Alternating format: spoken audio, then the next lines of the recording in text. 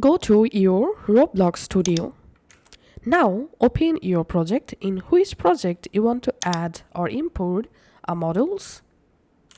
Once you are in your project in Roblox Studio, now press Ctrl I and here you get this window.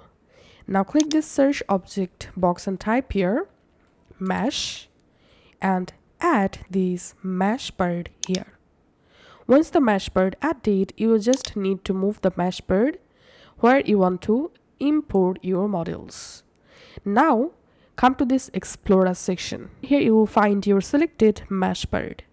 Now select the mesh bird and come to this Properties section. In here you will find this Material Content option.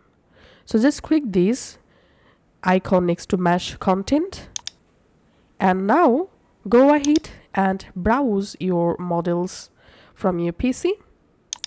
So here's my model OBJ format file. I'm selecting my model here and clicking on open and here clicking on yes, and it may take some moments to import your model in your project. And here we can see my model has been successfully imported.